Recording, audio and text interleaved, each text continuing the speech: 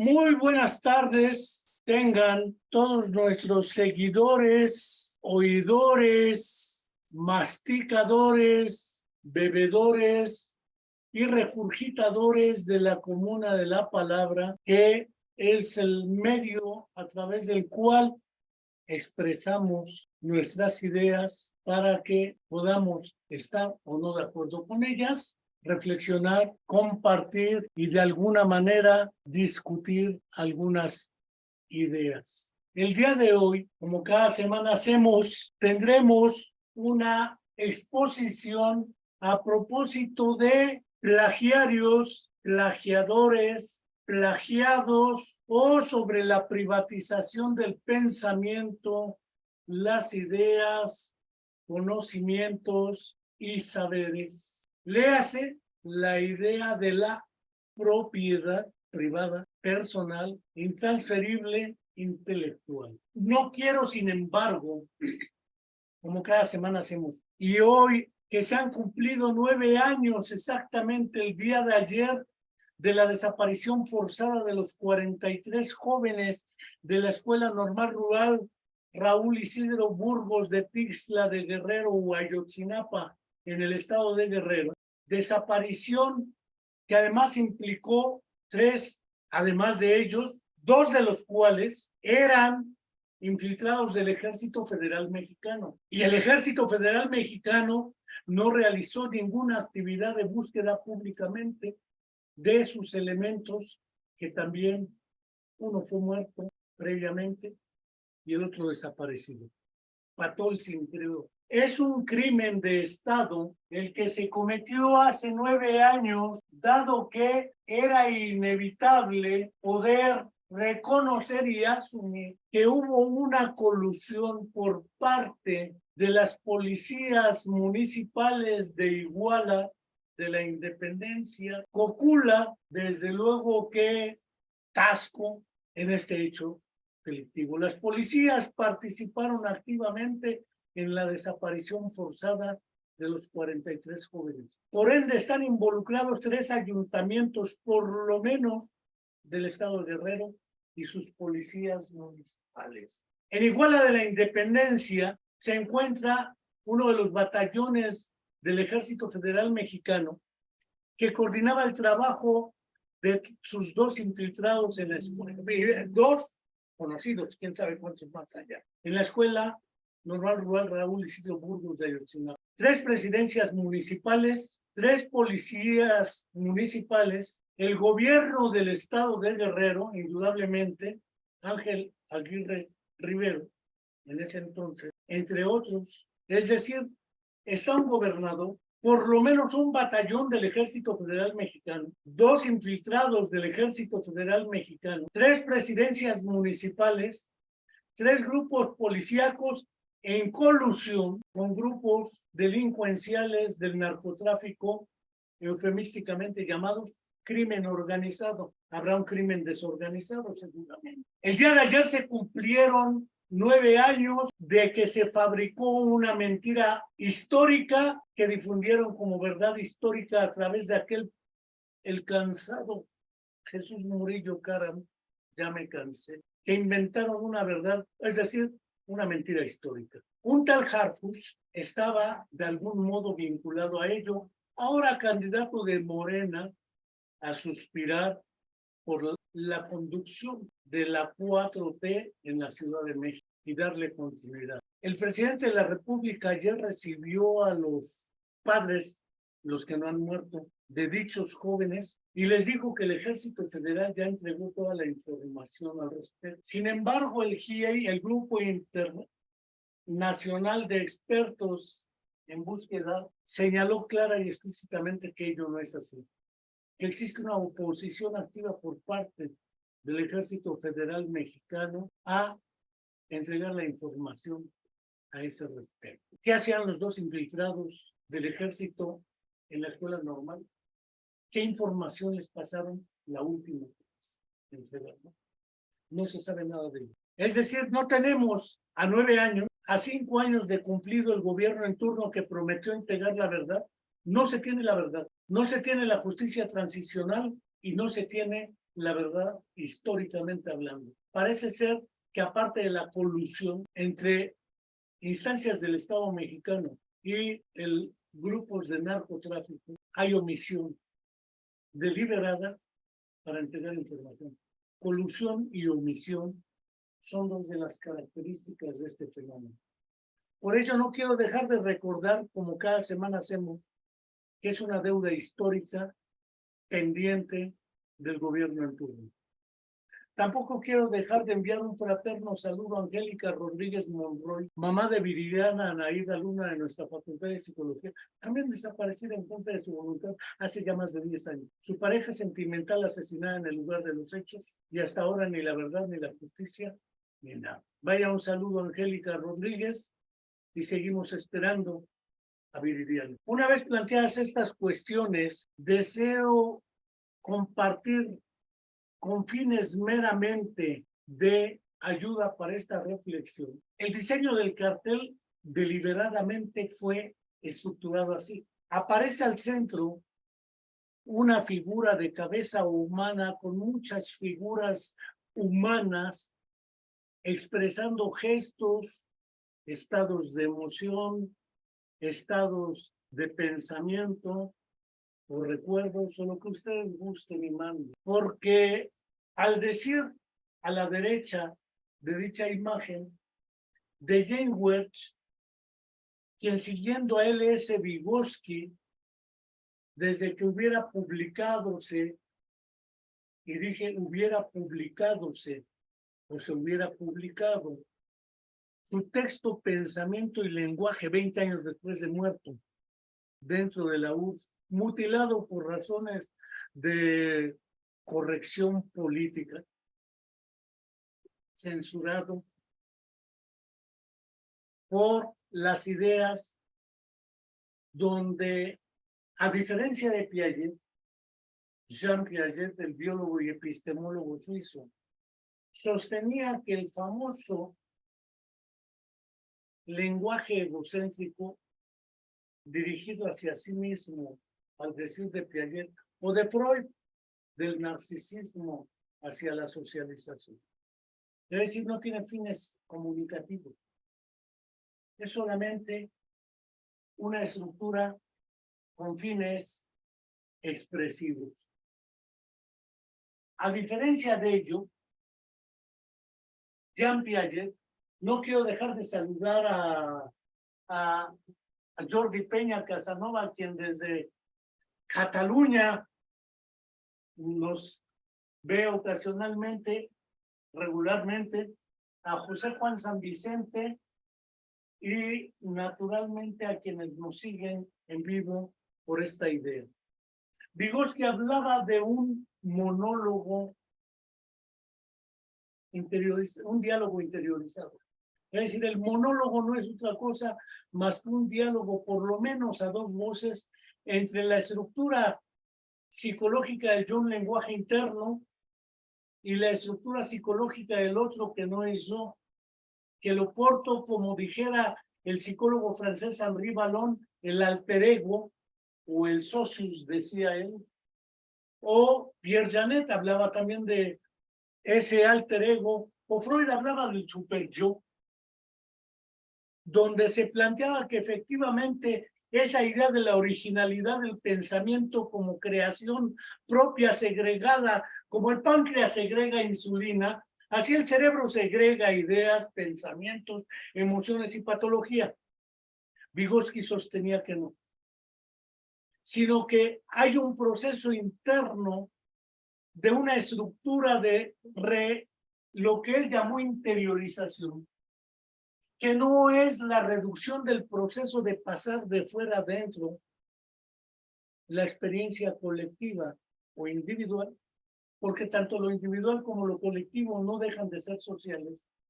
Hay una confusión ahí empírica entre lo colectivo y lo social, como si lo individual no fuera social. Y esto implica esa confusión donde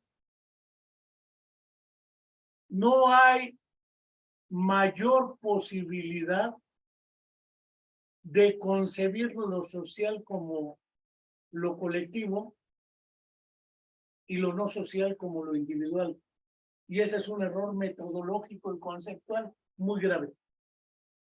Por eso decía Vygotsky que el niño que habla aparentemente solo sin fines comunicacionales está realizando un diálogo con esa experiencia social. Es decir, el proceso de interiorizar, al decir de Leontiev, no solamente es pasar de fuera adentro, es también construir esa estructura interna que permite ese proceso de internalización que otros han traducido gracias a la influencia de Freud, sobre todo Ana Freud en el yo y los mecanismos de defensa del yo como introyección, pero la introyección y la interiorización no son equivalentes. Otro error metodológico debido al sincretismo cultural.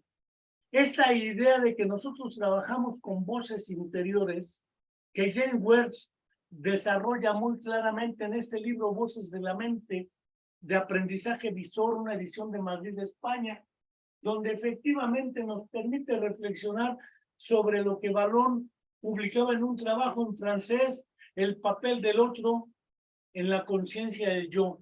Es decir, decía el poeta Octavio Paz en Piedra del Sol, para que pueda ser debo ser otro, salir de mí, buscarme entre los otros que no son yo, los otros que me dan existencia. Por su lado, del lado izquierdo, aparece de las obras del poeta francés Victor Hugo, las voces interiores. En realidad, algunos pensadores de la psicología del procesamiento humano de la información, entre ellos, por ejemplo, Jerry Fodor, planteaban que hay un lenguaje del pensamiento, es decir, hay dos lenguajes. El lenguaje del pensamiento, que es inaccesible, y el lenguaje estructurado lingüísticamente. Esa idea ha sido muy discutida, pero fuera de ello, esas voces interiores nos permiten primero reconocer que la idea de la propiedad o privatización del pensamiento es indudablemente una idea que merece psicológicamente ser revisada, ontológicamente, deontológicamente o éticamente también debe ser revisada. ¿Por qué? Porque efectivamente en estos modelos de desarrollo que nos definen en esta época, los procesos neoliberales de privatización no son imputables a ellos, devienen de más atrás. Y la idea del pensamiento como propiedad privada de alguien, de las ideas, de los conocimientos y los saberes, implica de algún modo reconocer que, como dijera Giovanni Papini en su libro Gog, cuando al personaje de Gog se le ocurre comprar un país entero, y sí permite que haya elecciones, que haya democracia, que haya partidos políticos, que haya cámaras de diputados, senadores y cualquier parecido con la realidad es puritita coincidencia, que haya confrontaciones entre izquierdas, derechas, conservadores, liberales, etcétera, hace que efectivamente se crea que somos autónomos, independientes y libres, cuando en realidad cínicamente Gog está diciendo que efectivamente estamos viviendo bajo el engaño de la creencia en la existencia de esa propiedad que se llama autonomía y libertad. Dejo ahí la idea de Gog, Giovanni Papini. Puede leerse también el libro negro de Giovanni Papini, críticas muy de época para nuestra época, irla reflexionando. ¿A colación de qué viene esta idea de la propiedad intelectual. Ya ha habido discusiones en redes, ahora que están de moda las redes, donde efectivamente se plantea, a partir de la experiencia, sobre todo académica, porque ahora los títulos y certificados de licenciatura, maestría, doctorado que se expiden de un tiempo para acá implican formatos para obtener el reconocimiento que se llama certificación. Hay dos procesos en la educación superior que tienen que ver con la acreditación y la certificación de las competencias para obtener una licencia. Por eso se les dice licenciado en Derecho, licenciado en Psicología, licenciado en Medicina, porque ya tiene una licencia y el permiso administrativo y legal para trabajar en dicha profesión y vivir de ella a través de la cédula profesional. Los mecanismos para ello han sido la tesis de licenciatura o grado. En algunos casos de licenciatura había una época en la cual se hablaba de las tesinas, que no son tesis. Se habla de los informes de trabajo y se ha hablado de los exámenes por competencias profesionales o experiencia profesional para obtener ese reconocimiento de suficiencia conceptual y profesional adquirida. Esos títulos se han convertido en la actualidad en una herramienta ideológica de lucha de posiciones, como en el ajedrez, para ver quién tiene más cartas. Recuerdo una entrevista que le acaba de hacer el astillero al doctor Hugo López-Gatell y le dice, a ver, dime qué libros has leído. Es decir, si no refiere a los libros que el astillero considera son importantes para ser de izquierda, resulta que Hugo López-Gatell no es de izquierda. Y si no refiere a los libros que implican, además, experiencia política de izquierda, pues menos. Parece ser que ahora tiene uno que mostrar, como antes eran los títulos de nobleza, ahora son los títulos de estudios, licenciatura, maestría, doctorado, aunque lo doctor no quita lo tarado. Lo cual no quiere decir que quien tenga el título o grado de doctor sea un tarado. Del verbo tarar es un sustantivo calificativo que alguien que ha sido tarado, es decir, ha sido limitado en su estructura de pensamiento y la reflexión. Entre más papeles poseas, parece ser que tienes más competencia para ello. En nuestro país ya la hemos vivido. Empezamos a tener, después de José López Portillo y Rivas, que fue un excelente orador y un hombre culto, aparte de masón, los doctores, Carlos Salinas de Gortari, Ernesto Zedillo, Miguel de la Madrid, Hurtado, etcétera, que se dedicó a hurtar, como su apellido decía. Salinas, pues es un apellido que ya ni puedo pronunciar, etcétera. Y ya vimos que los doctores Pedro Astarmella y demás, lo que hicieron de este país. Es decir, ser doctor no garantiza nada en conducción política de una nación. Precisamente el presidente de Uruguay, Pepe Mujica, no tiene ningún grado y sin embargo, o Nelson Mandela en Sudáfrica, y puedo recordar a muchos que fuera de esa lógica inmobiliaria con lo que son, lo que Pablo Latapia en los 70 preguntaba, educar o dar credenciales. Ahora está de moda, por lo menos en nuestro país, en México, la idea de que alguien que plagia no puede ser partícipe de política. El plagio es, en el caso de nuestro país, un concepto que tiene dos acepciones y que me parece importante señalar.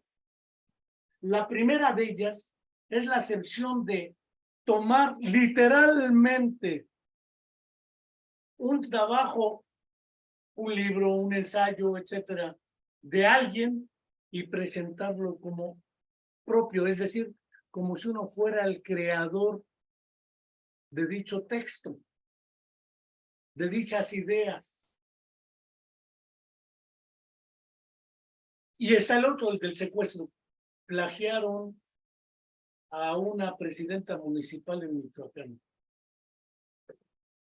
Aquí se habla de levantón también, pero no voy a referirme a los levantones, están de moda, a los plagios de seres humanos, pero sí al plagio de ideas, porque se supone que si yo presento como elaboración o construcción mía un conjunto, hagan de cuenta, aprovechando que está el doctor Jordi Peña Casanova, presento, le cambio el título al test Barcelona y le pongo test Cuernavaca, no solo le cambio el título, le cambio una que otra palabra, hago una introducción distinta y digo, ahí les va el test Cuernavaca. Y lo empiezo a vender y a difundir. Estoy plagiando el trabajo del doctor Jordi Peña y lo presento como mío. Ahora bien, si en vez de ello retomo 3 páginas completas del documento que fundamenta las ideas del doctor Jordi Peña y agrego o antes o al final de ello los formatos de citación, Vancouver, APA, el que gusten. Los formatos de citación no es lo que está en cuestión aquí, sino yo debo decir, según refiere Peña Casanova 2010 en el documento TES Barcelona, publicado en Barcelona, España, el año tal, etcétera, estoy reconociendo el trabajo de Jordi Peña para poder fundamentar lo que quiero decir. Esto se ha prestado también a una serie de trampas porque se han creado los índices de citación. Entre más me citen, quiere decir que tengo mayor impacto. Me pueden citar para mal, ¿eh? El caso de Luria es ejemplar. A Luria se le cita para todo y ya con eso cree que uno es como afiliarse a Morena. No importa si vengo del PRI, lo ha dicho ahora Claudia Sheinbaum, caben todos, cabe la derecha, cabe, si ahora entran se purifican. Pues algo similar ocurre aquí. Yo puedo citar y citar mal, es decir, copiar y modificar la cita. Eso en un trabajo excelente del semiólogo italiano Umberto Eco, ¿sí? Decir casi lo mismo a propósito de la traducción, lo que hago es una paráfrasis, pero la distancia entre la paráfrasis, la citación y todo, puedo yo poner parafraseando al doctor Peña Casanova, y entonces lo que estoy diciendo es que el único responsable de la estupidez que pueda estar diciendo soy yo, no el doctor Jordi Peña. Si parafraseo, hay un mecanismo para decirlo, parafraseando, o algunos usan comillas, ya hay criterios también de cómo citar, parafrasear, etcétera. ¿Qué quiero decir con esto? Que en el fondo está una dimensión deontológica, ética o moral a este respecto. Esta idea del plagio les tiene sin cuidado a todos los que hoy están desgarrándose las vestiduras cual fariseos del Nuevo Testamento, la vida de Jesús. Se desgarran las vestiduras porque la que era aspirante a, por parte de la Cuarta Transformación y de Morena, a dirigir el Poder Judicial, Resulta que descubrieron un periodista de Latinus, Carlos Loret de Mola, que plagió. Es decir, que fragmentos de su tesis, la época en la que la hizo, ya estaban publicados por otra tesis y que no los citó. Es decir, los presentó como si fuera su tesis. Esto hizo que políticamente se descarrilara su candidatura y no quedara. Mutatis mutandis.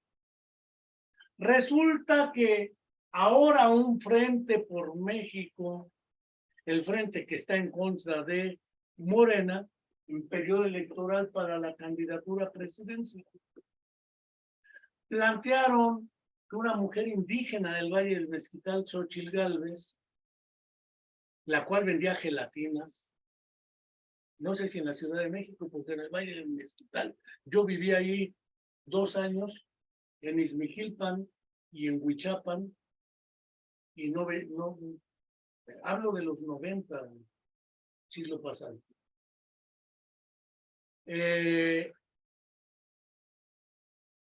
Y dicen que plagió la tesis. Ella aclara que no hizo tesis, hizo memoria de trabajo. Y como esto generó polémica, ahora resulta que la candidata del otro lado, la doctora Claudia Sheinbaum, dicen que también plagió una tesis que tradujo del inglés al castellano. Pero como los chairos no la van a entender porque está en inglés, ya quisiera que esos que revisaron la tesis citaran en ruso o en chino mandarín. Ellos porque aman el inglés, pero no son políglotas, son trogloditas. Y lo que hicieron fue decir que la doctora Sheinbaum plagió. Resulta que, en virtud de ello, para mí era importante retomar esta idea en el sentido literal de recuperar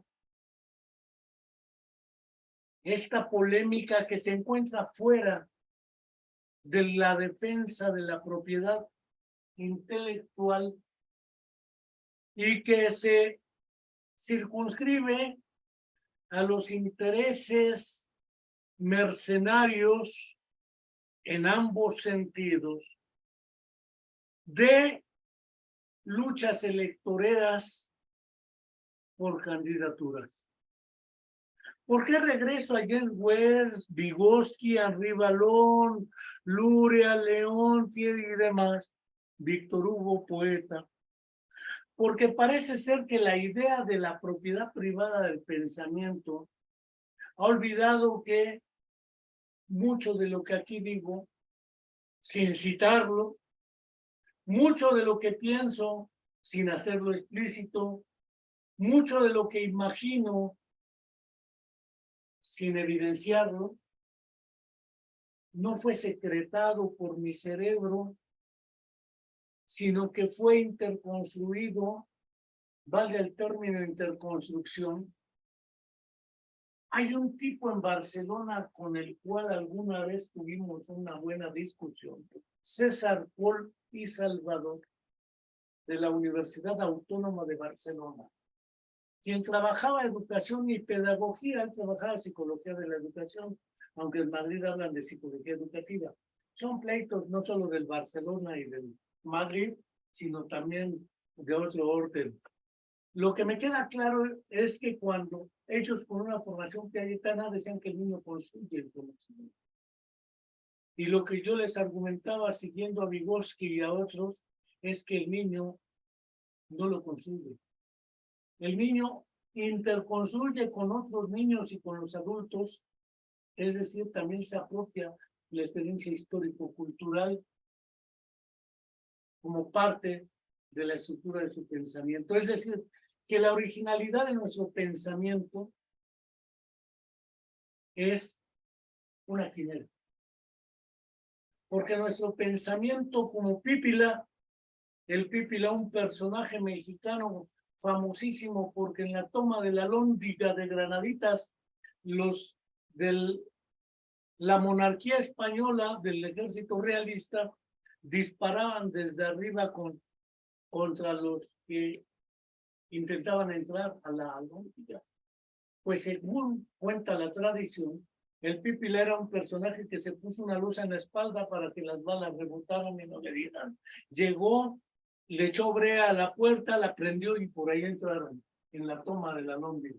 Pues como pípila, el niño no solamente carga lo que crea, carga también lo que escucha, carga lo que ve, carga también los intereses y las creencias de otros que no son él, sus familiares más cercanos, los medios de información, la cultura del entorno. Por eso esa idea de la cultura que muy nítidamente plantea Luria, porque Luria no solamente plantea los asuntos que se han reducido a los fundamentos de la neuropsicología, también, por ejemplo, en los procesos psicológicos superiores, un enfoque sociohistórico, una traducción de Editorial Fontanella de Barcelona, España, plantea esta cuestión del papel de la cultura en la organización del pensamiento, el lenguaje, la expresión y demás. ¿Esto qué significa? Que la idea de propiedad intelectual es una idea no psicológica, no es una idea deontológica, sino es una idea social, cultural y política donde todo es mercancía. Se habla, por ejemplo, del capital humano. Ya los trabajadores son capital humano. Véase Tiempos Modernos de Charles Chaplin y quedará muy clara esta idea. Pero aquí acudo a Víctor Hugo. Esas voces interiores que quedan. Cuando no se plasman en palabras, sin que aparezca la famosa lexitimia, es decir, esa incapacidad de expresar lo que uno piensa, o porque las palabras son insuficientes o porque pierdo la capacidad de saber cómo hacerlo. En psicoterapia eso se observa fácilmente. Hay personas que llegan y dicen, es que no sé quién soy, pues ayúdame un poquito, yo tampoco sé quién es usted, dígame su nombre, a qué se dedica, etc. Entre los dos vamos a tratar de reconstruir su identidad. Pero es un proceso interconstruido. Es un proceso de socioconstrucción o de construcción social histórico-cultural. Por ello acudía a Víctor Hugo, porque esas voces interiores que se expresan en palabras ya aparecen como lenguaje estructurado, lingüística o fonéticamente en el caso de, no de sordos con sistemas de lenguas de señas, la historia es otra. Pero el lenguaje es el mismo.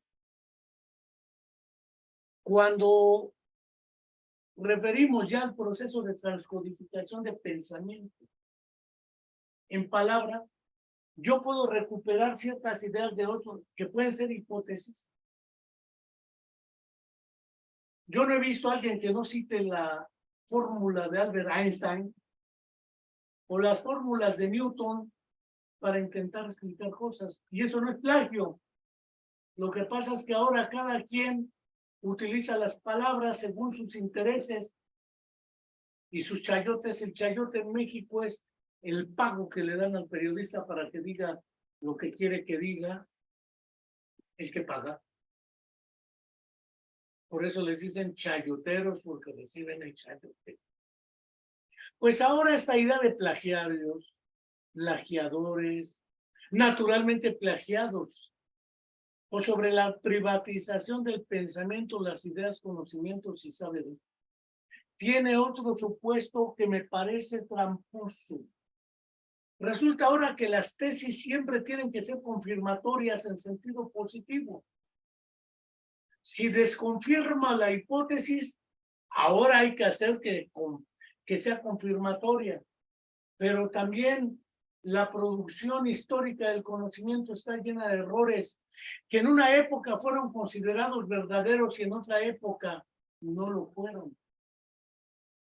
Esto significa que yo puedo recuperar, como lo hicieron Galileo, Newton, o como lo hizo, por ejemplo, Alexander Ivanovich Oparin, en su libro El origen de la vida. Cuando cita, por ejemplo, las ideas de la plasmogenia, léase el término plasmogenia, orígenes del plasma vital, de un biólogo mexicano, Alfonso L. Herrera. Alfonso L. Herrera, uno de los biólogos más prominentes en la teoría del origen de la vida. Hay un chileno de nombre Humberto Maturana Romesín, también ya fallecido, que plantea el concepto de autopoiesis, poiesis de creación. Y entonces sacan de la creación externa el proceso de los orígenes de la vida. Algunos hablan del proyecto, citan la palabra neologística para ese entonces, cuando Humberto Maturana la utiliza, autopoiesis, y la empiezan a utilizar. Y le imprimen un sentido distinto al que le daba Humberto Maturana. Lo mismo pasa con el término de la complejidad, las diferencias que hay entre Edgar Morán, por ejemplo, y Rolando García. ¿Qué quiero decir con esto? Que creer que toda tesis debe presentar ideas novedosas, no necesariamente. Es más, no puede no presentar novedades, pero sí puede presentar formatos distintos de organización de la misma información. Es decir, otros niveles de análisis no considerados en ese momento y se retoma el mismo lugar. Creo que el problema de fondo, en parte, tiene una estructura bípeda. De un lado está nuestra incapacidad ágrafa para escribir de manera clara y transparente, de modo tal que se entienda lo que uno quiere decir.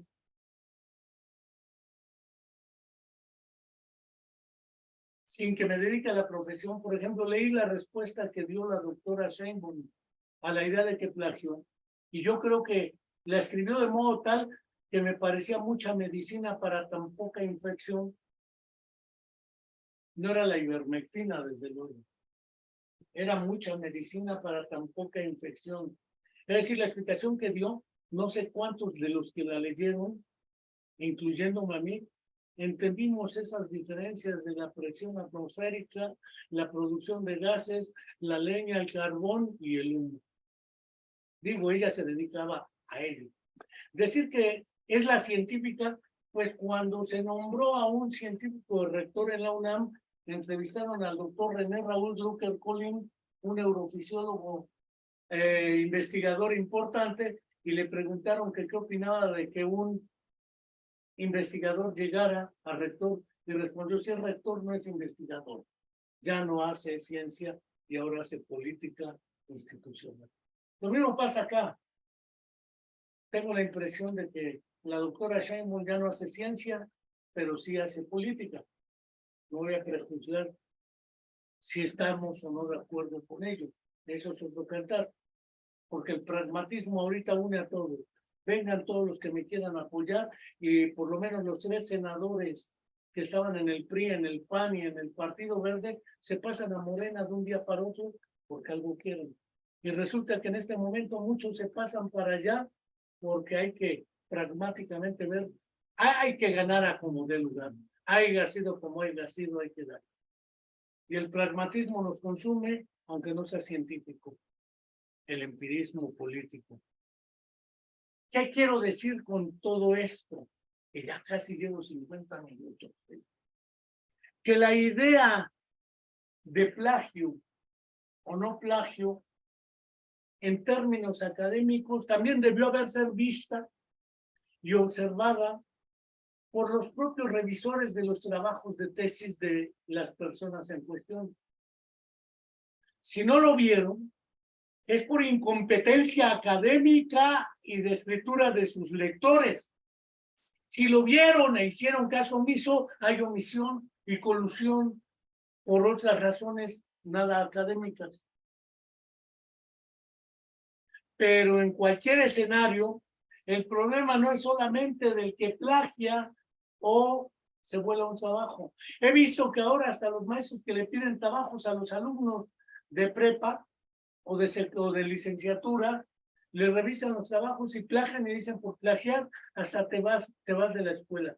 Me parece muy grave que entonces se criminalice una incompetencia académica para reflexionar críticamente lo que sucede en el entorno.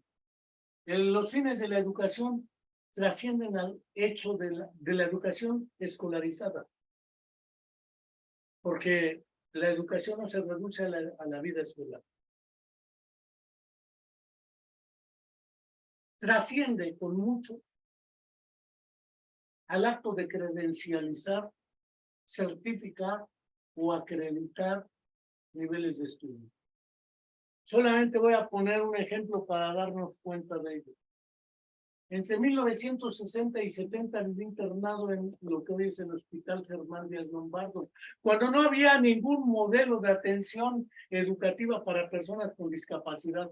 Ese invento de algunos colegas españoles de los modelos en educación, acá no lo sabía, simplemente no había política pública de atención. Y como el doctor Peña y su otro colega en fundamentos históricos de la neurología de la conducta y de la neuropsicología señalan, hay que evitar pecar de presentismo. Con los elementos del presente queremos juzgar los hechos pasados y claro, imponemos el modelo clínico médico. Pues si no había atención, ¿qué modelo iba a haber? Pero bueno, lo dejo ahí. Resulta que como cito los 4 modelos, me dan el título de licenciado en psicología o en ciencias de la educación o en comunicación humana acá en Morelos. Aunque no existan, lo que importa es repetirlo y decirlo, dijeron en tal libro. El problema de la citación tampoco resuelve el problema de la verdad y de la producción del conocimiento para elevar la calidad de vida de nuestras comunidades y colectividades.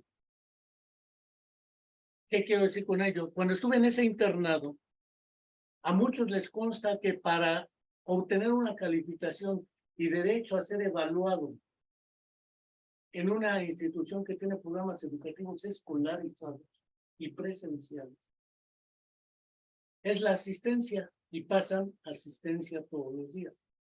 Y al que no cumple una cantidad determinada de horas nalga en el salón, le hace asistencia, no tiene derecho a examen ni reprobado. Pues resulta que en esa época fui operado 7 ocasiones, razón por la cual no iba a la escuela, porque en camilla de hospital o de internado no se va a la escuela. Reprobé 3º, 4º y 5º de primaria por una razón, por faltas, pues si no iba, no entregaba tareas. No evaluaron si sabía o no, que eso es otra cosa. Lo que era certificar que estuve ahí. Y como no estuve, pues me reprobaron. Saber o no saber es lo irrelevante. Aprender o no aprender no importa. Lo que importa es cumplir con los criterios de control de la actividad escolarizada. Bajo esa lógica, resulta que entonces, si una tesis no aporta algo novedoso, no sirve, discutible. Si alguien no entregó tesis y se tituló por otra vía, legítimo. Si demuestra la competencia y el saber, puedo mencionar a Juan José Arreola, autodidacta, que daba clases en la UNAM y que nunca fue ni a la prepa ni a nada. No me imagino que evaluaran a Siqueiros Orozco Rivera en la Facultad de Artes y lo reprueban porque no tienen el grado, no pueden dar clase ahí. Me parece discutible. Esta idea de plagiar, plagiadores, plagiados o privatización del pensamiento se ha salido de los linderos académicos para anclarse en los intereses mezquinos, y no voy a decir políticos, porque la política tiene su función social e histórica, voy a decir electoreros, y mediáticos que cumplen una función de descalificación mediática porque se está utilizando la estrategia de reducción al absurdo. Descalifica al mensajero y todo lo que diga será descalificado, no importa si es falso o verdadero. Esa estrategia de reducción al absurdo es muy vieja. Hay varias maneras de hacerlo. Hay estudios de lógica de reducción al absurdo. Pero no tengo ninguna duda de que efectivamente esta idea de plagiar tiene una solución si desde la lógica, porque ahora además con las famosas redes y los chat GPT y toda esa lógica de que le preguntas a internet, a Google, a quien quieras, y copy, paste o paste, y pegas y ya, pero a veces copias hasta no sabemos copiar. En realidad, no necesariamente existe la intención de plagiar. Lo que existe es la facilitación de la transición de los obstáculos académico-administrativos que se presentan en la propia dinámica de la vida escolar. No quiero dejar de plantear esta idea para poner los puntos sobre las IES. En vez de estar viendo si la persona no roba, no miente, no plagia, no es corrupta, no nada. Además de ello, y fundamentalmente, si lo que propone es lo que nos permite, en verdad, transformar de raíz las estructuras que nos tienen en el estado en que nos tienen, lamentable, política, económica y culturalmente. Por lo demás, esta era una idea que quería comentar esta ocasión. Y la próxima semana voy a tratar de volver a presentar una conferencia que impartí en la Universidad del Estado de Morelos la semana pasada, el jueves 21. Una ponencia de la atención a las personas con trastornos neuromotores en México, de la inexistencia a la pedagogía conducida de András Petó, húngaro, donde trataré de precisar algunas ideas y tampoco quiero dejar de agradecer a Jordi Peña, a quien le mando saludos, a José Juan San Vicente, a Gary Morales, Carmen Rodríguez y a quienes nos están viendo, y seguir reiterando la invitación a suscribirse a nuestros canales de la Comuna de la Palabra en YouTube y en Spotify. Hasta la próxima y seguimos activos que no radiactivos.